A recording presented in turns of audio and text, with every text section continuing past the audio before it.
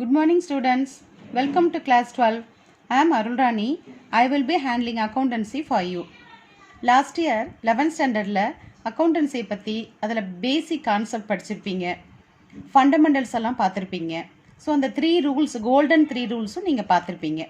இந்த 12th ஸ்டாண்டர்டில் இந்த வருஷம் நம்ம என்னென்ன பார்க்க போகிறோன்னா accounts from incomplete records. So single entry பற்றி நம்ம பார்க்க போகிறோம். அடுத்தது பார்ட்னர்ஷிப் ஃபார்ம் பற்றி 4 சாப்டர்ஸில் நம்ம படிக்க போகிறோம். கம்பெனி அக்கௌண்ட்ஸ் பார்க்க போகிறோம். அடுத்தது financial statement analysis, ratio analysis and Tally, இதை பற்றியெல்லாம் ப்ரீஃபாக நம்ம பார்க்க போகிறோம். ஓகே, இப்போ நம்ம ஃபஸ்ட்டு சாப்டருக்கு வரோம். ஓகே ஸ்டூடெண்ட்ஸ், இப்போது ஃபஸ்ட்டு சாப்டரில் அக்கௌண்ட்ஸ் ஃப்ரம் இன்கம்ப்ளீட் ரெக்கார்ட்ஸ், முழுமையற்ற கணக்கு பதிவியல் முறையை பார்க்க போகிறோம். இதில் ஒற்றை பதிவுமுறை அப்படிங்கிறது சிங்கிள் என்ட்ரின்னு சொல்லுவோம். டபுள் என்ட்ரி சிஸ்டத்தை பொறுத்த வரைக்கும் இரட்டை பதிவுமுறைன்னு சொல்லுவோம். டபுள் என்ட்ரி சிஸ்டம் உங்களுக்கு லாஸ்ட் இயரே நீங்கள் படிச்சிருப்பீங்க. அது இன்க்ளூட்ஸ் 2 ஆஸ்பெக்ட்ஸ். டபுள் என்ட்ரி சிஸ்டத்தில் டெபிட் ஆஸ்பெக்ட், கிரெடிட் ஆஸ்பெக்ட்னு 2 இருக்குது. அது வச்சு நம்ம நிறைய சம்மும் நீங்கள் போட்டிருப்பீங்க. Journal entry, ledger, trial balance, அடுத்து லாஸ்ட்டாக போடுற ஃபைனல் அக்கௌண்ட் எடுத்துக்கிட்டிங்கன்னா trading account, profit and loss account and balance sheet, இதையெல்லாம் நம்ம லாஸ்ட் இயர் நீங்கள் போட்டிருப்பீங்க. இந்த ஃபஸ்ட்டு யூனிட்டில் நம்ம பார்க்க போகிறது ஒன்லி சிங்கிள் என்ட்ரி மட்டும்தான். அதுதான் இன்கம்ப்ளீட் ரெக்கார்ட்ஸ் பற்றி பார்க்க போகிறோம். அதோட மீனிங் என்ன சொல்கிறாங்கன்னா, when accounting records are not strictly maintained according to double entry system, these records are called incomplete accounting records.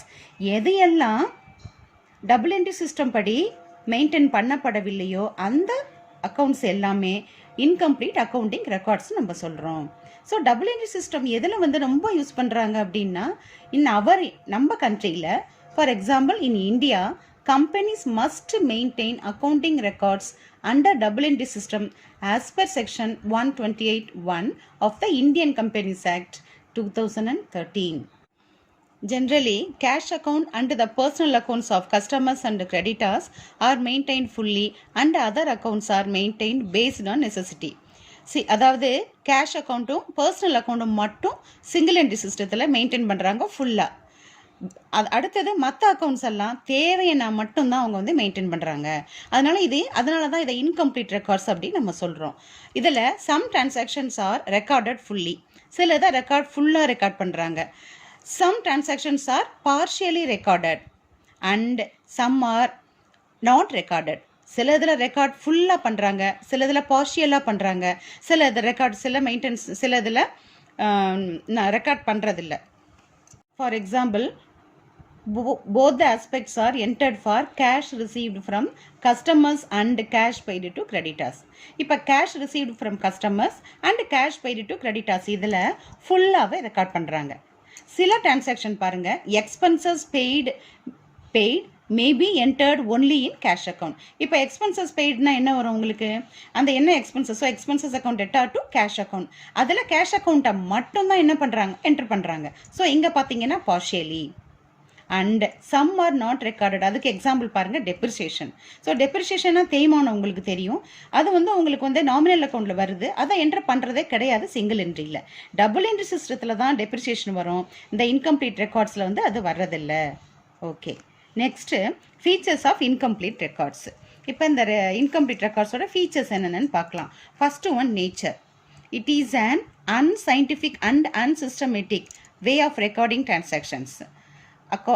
Accounting principles and accounting standards are not followed properly. So இது அன்சைன்டிஃபிக்காக இருக்குது, சிஸ்டமேட்டிக்காகவும் இல்லை. அதனால இதோட பிரின்சிபல்ஸ் ஃபாலோ பண்ணுறதில்ல, accounting ஸ்டாண்டர்ட்ஸையும் follow பண்ணுறதில்ல. ஸோ இது நாட் ஃபாலோட் ப்ராப்பர்லி, அதுதான் இதோட nature. Second, type of accounts maintained. என்ன டைப் அக்கௌண்ட்ஸ் மெயின்டைன் பண்ணுறாங்க, இதில் only cash and personal accounts are maintain. Cash அக்கௌண்ட்டும் பர்சனல் அக்கௌண்ட்டும் மட்டும்தான் அதில் மெயின்டைன் பண்ணுறாங்க. Real accounts and nominal accounts are not maintain properly. So ப்ராப்பராக அதை பண்ணுறதே கிடையாது, நாமினலும் ரியலையும் மெயின்டைன் பண்ணுறது கிடையாது. Some transactions are completely omitted. சிலது ஃபுல்லாக பண்ணுறாங்க, சிலது பார்ஷியலி பண்ணுறாங்க. சம் டிரான்சாக்ஷனை கம்ப்ளீட்டாக ஒமிட் பண்ணிடுறாங்க. அதுதான் உங்களுக்கு நான் ஆல்ரெடி சொன்னேன், example depreciation. Third point, lack of uniformity. இல்லை no uniformity in recording the transactions. அவங்க ரெக்கார்ட் பண்ணும்போது யூனிஃபார்மிட்டி இல்லை.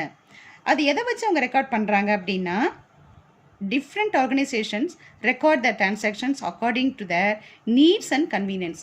அவங்க வசதிக்கு ஏற்ப அவங்க வந்து அதை வந்து யூனிஃபார்ம் இல்லாமல் எப்படி வசதியோ அது மாதிரி ரெக்கார்ட் பண்ணிக்கிறாங்க.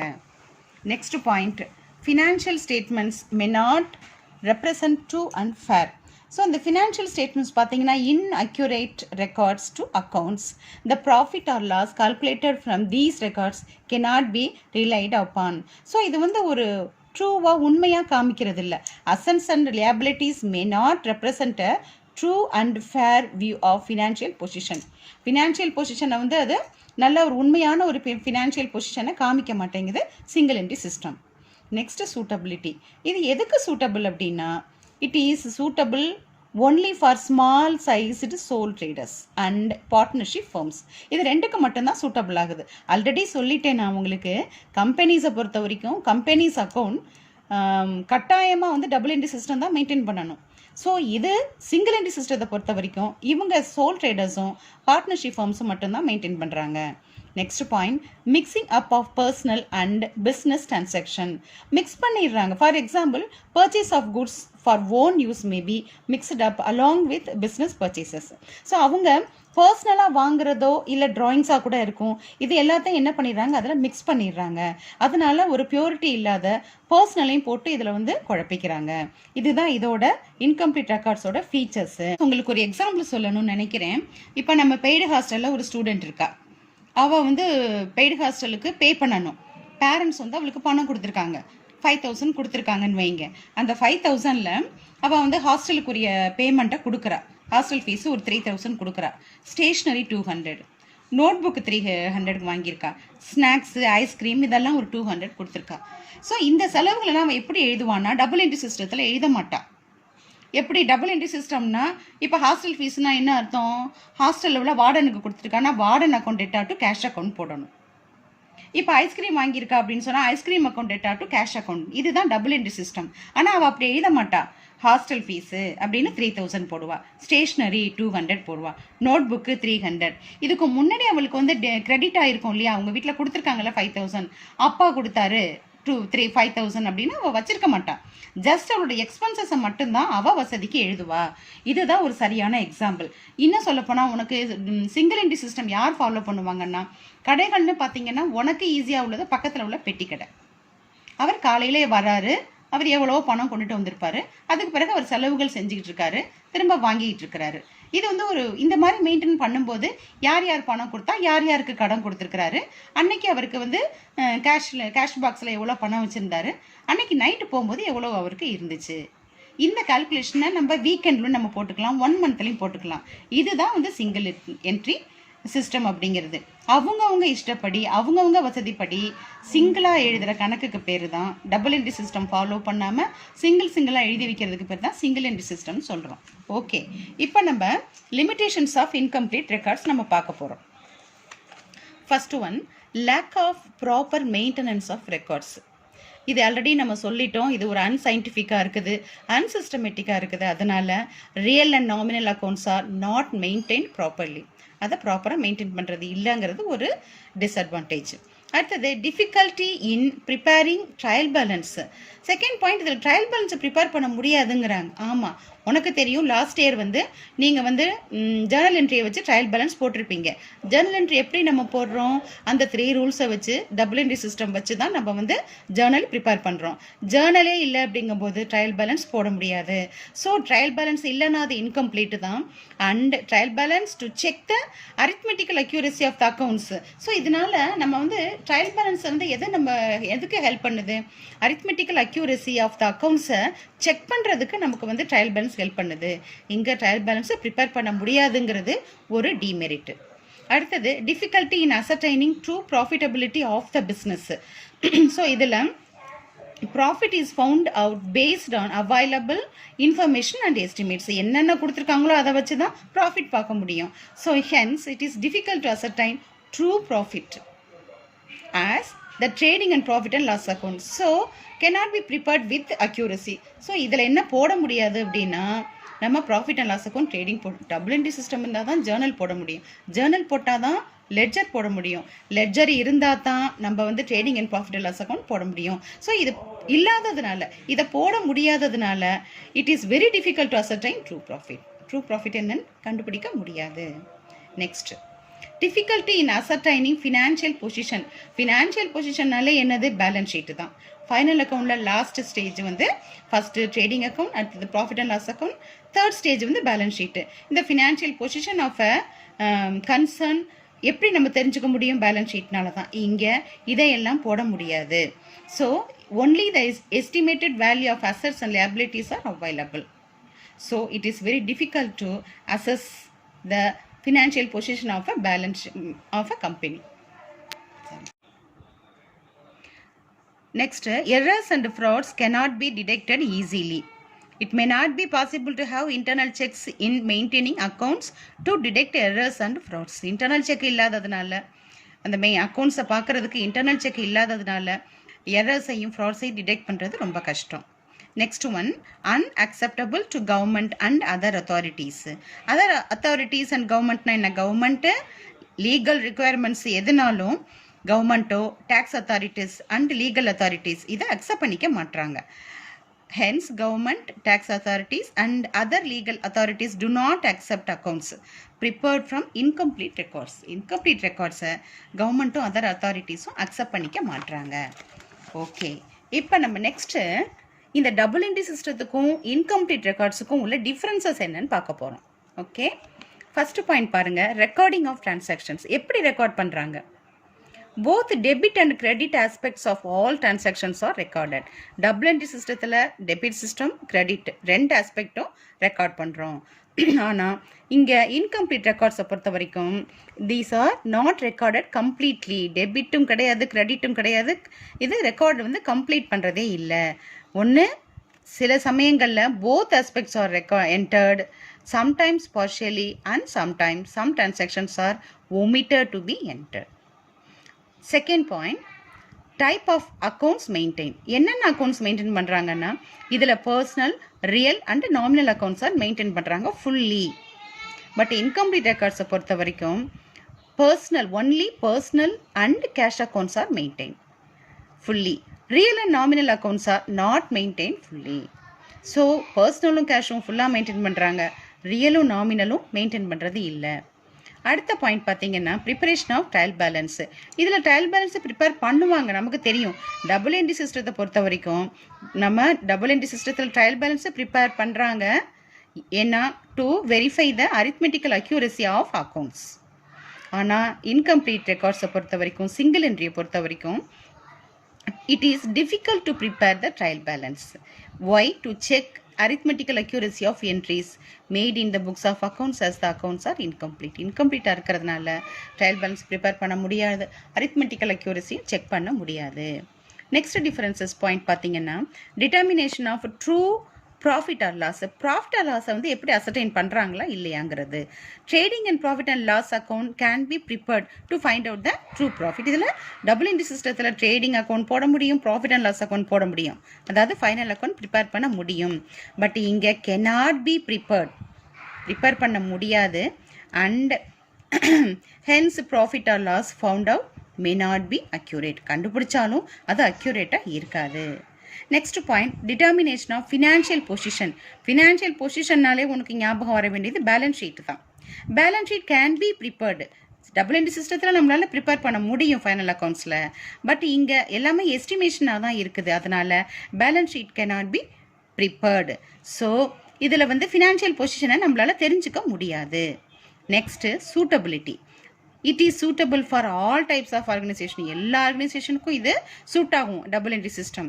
ஆனால் இங்கே பார்த்தீங்கன்னா ஆல்ரெடி நம்ம பார்த்துருக்கோம், only small size sole traders and partnership ஃபார்ம்ஸுக்கு மட்டும்தான் இது சூட்டபிள் ஆகும். இந்த பார்ட்னர்ஷிப் ஃபார்ம்ஸ் பற்றி நம்ம 4 சாப்டர்ஸில் பின்னாடி பார்க்கலாம். 7th point, reliability.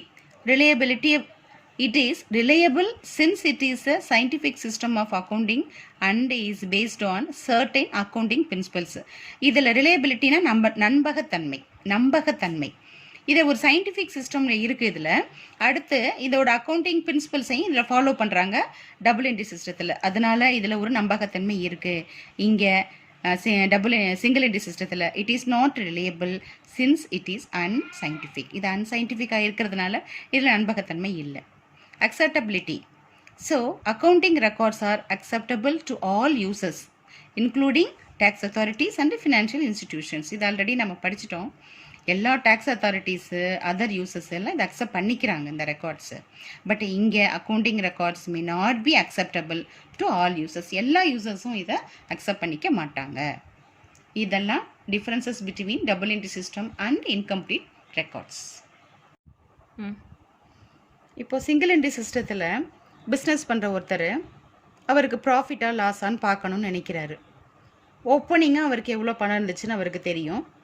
அப்போ எவ்வளோ செலவுகள் இருக்குது அப்படிங்கிறது அவருக்கு மனசுக்குள்ளே தெரியும், எழுதி வச்சுருக்கலாம்.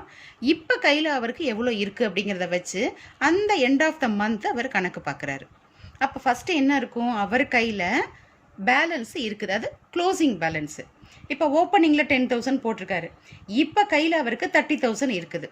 ஸோ 10,000 போட்டிருந்தாரு அப்படின்னா அது ஓப்பனிங், இப்போ கையில் 30,000 இருக்குது, இடையில 10,000 என்னாச்சு? ஸோ இந்த 30,000ங்கிறத நம்ம ப்ராஃபிட்னு சொல்ல முடியாது. அதில்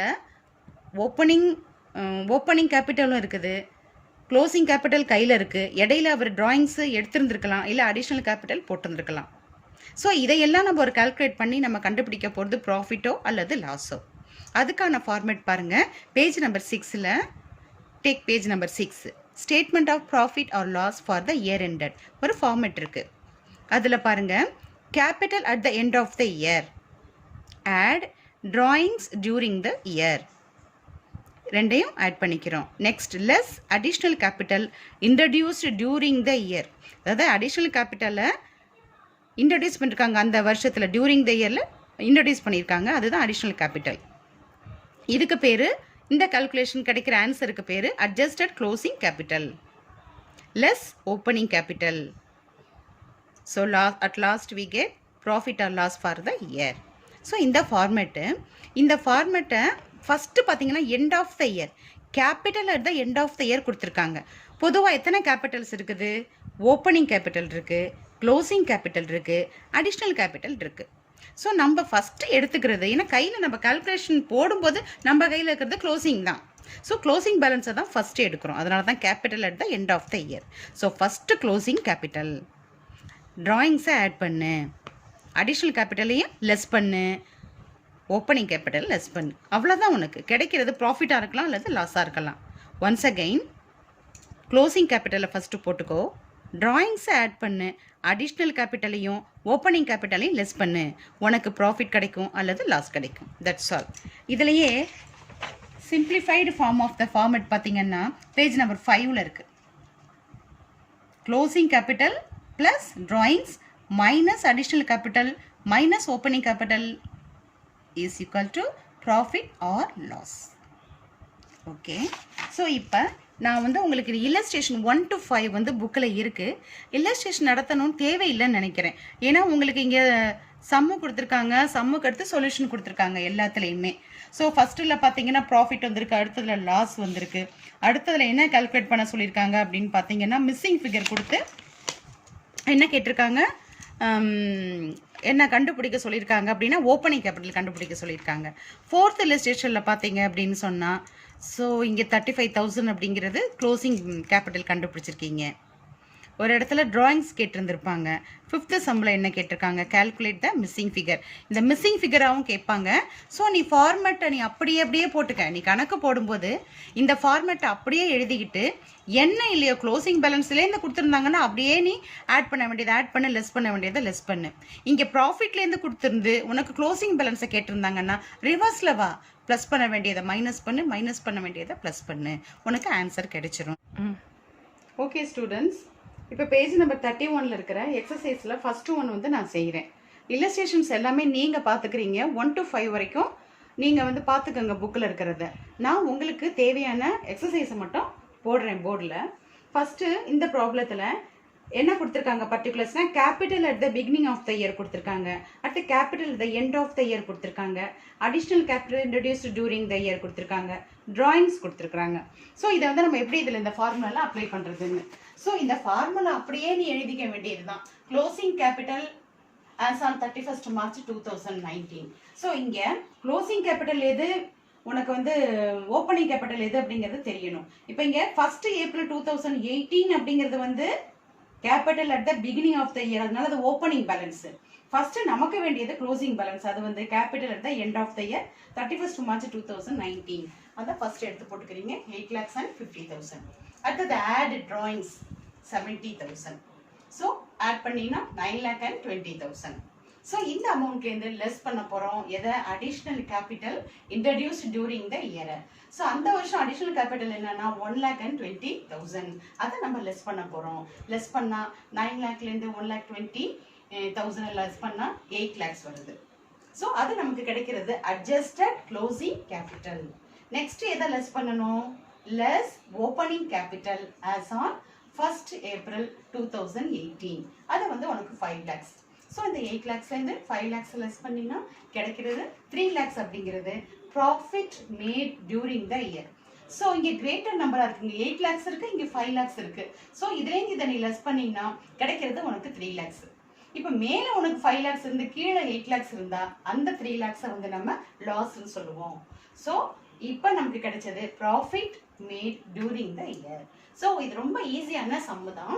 உனக்கு ஒன் வேர்டு அப்ஜெக்டிவ்ஸில் கூட சில சமயம் ஆன்சரை கொடுத்து என்ன அப்படின்னு கேட்குறாங்க. மிஸ்ஸிங் ஃபிகராகவும் 2 marksலையும் கேட்குறாங்க. ஃபார்முலா சாதாரணம் தான், ஈஸியானது. Closing capital, add drawings, less additional capital and opening capital. So drawings add பண்ணி அடிஷ்னல் கேபிட்டலையும் ஓப்பன் கேபிட்டலையும் நீங்கள் லெஸ் பண்ணிங்கன்னா கிடைக்கிறது ப்ராஃபிட் அல்லது லாஸ். That's all. ஓகேம்மா, இப்போ பேஜ் நம்பர் 32ல் எக்ஸசைஸ் நம்பர் 3, 4 and 5 இது எல்லாமே மிஸ்ஸிங் ஃபிகர்ஸ் கேட்டிருக்காங்க. ஒன்றத்தில் லாஸ் வந்திருக்கு, ஓப்பனிங் கேபிட்டல் கேட்டிருக்காங்க, க்ளோசிங் கேபிட்டல் கேட்டிருக்காங்க, அடுத்தது drawings கேட்டிருக்காங்க. இப்போ உங்களுக்கு இதுதான் ஃபார்முலா.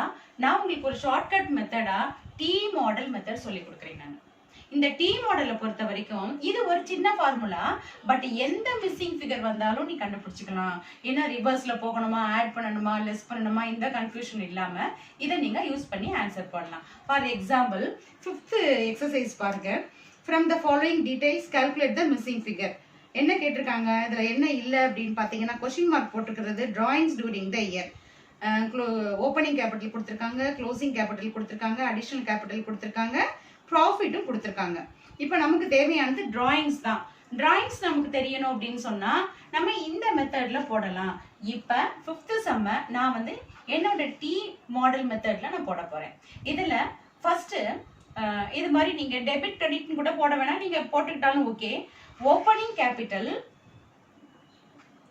ஸோ இந்த பக்கம் லெஃப்ட் சைடு, இது லெஃப்ட் சைடு, அது ரைட் சைடா, ரைட்டா? ஸோ அதில் ஓப்பனிங் கேபிட்டல், அடுத்தது அடிஷ்னல் கேபிட்டல், அடுத்தது ப்ராஃபிட், இது 3ஐயும் போட்டுக்கணும். Other side closing capital, drawings, loss 3ஐயும் எழுதிக்கணும். நீ இப்படி கூட எழுதலாம். ஓப்பனிங் கேபிட்டலை போட்டுட்டு other side closing capital, additional கேபிட்டலை போட்டுட்டு அதர் சைடு டிராயிங்ஸு, ப்ராஃபிட் இந்த சைடு, நெக்ஸ்ட் சைடு லாஸ். இதை நீங்க போட்டுக்கோங்க. என்னென்ன ஐட்டம்ஸ் பர்டிகுலர்ஸ்ல கொடுத்துருக்காங்களோ அது எல்லாத்தையும் அப்படியே எடுத்து நீ எழுதிடு. ஸோ எந்த இடத்தையும் நீ டோட்டல் போடு, அந்த பக்கத்தையும் நீ டோட்டல் போடு. டோட்டல் போட்டு உங்களுக்கு எப்பயுமே தெரியும் பேலன்சிங் ஃபிகர் நம்ம கண்டுபிடிப்போம், அந்த அமௌண்ட் தான் உனக்கு எது மிஸ்ஸிங் ஃபிகரோ அதெல்லாம் போட்டுடலாம்.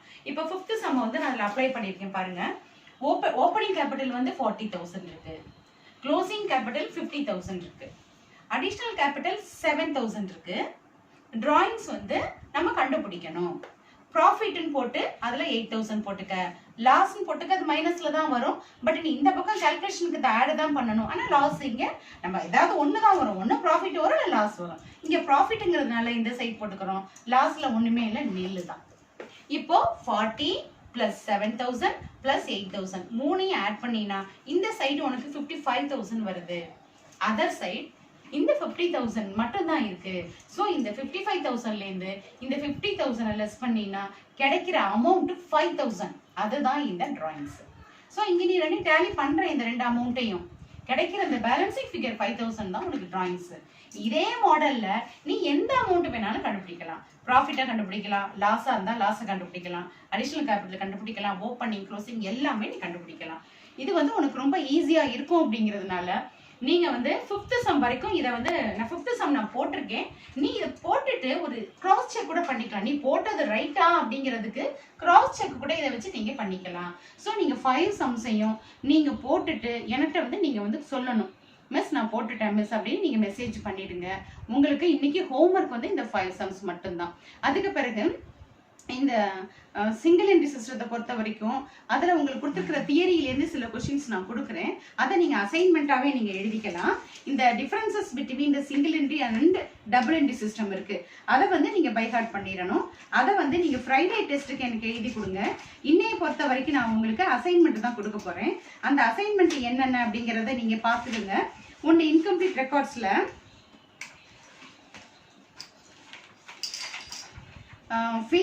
features of incomplete records and limitations.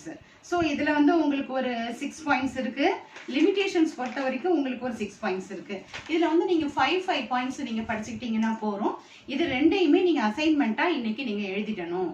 Friday அன்னைக்கு டெஸ்ட்டில் differences between the double entry system and incomplete records, அது பேஜ் நம்பர் 4ல் இருக்குது. அதில் வந்து உங்களுக்கு ஒரு 8 பாயிண்ட்ஸ் இருக்குது. 8 பாயிண்ட்ஸுமே எனக்கு பார்க்காம நீங்கள் எழுதி காமிக்கணும். அதுதான் உங்களுக்கு ஃப்ரைடே அன்னைக்கு உள்ள test. Okay students, good bye.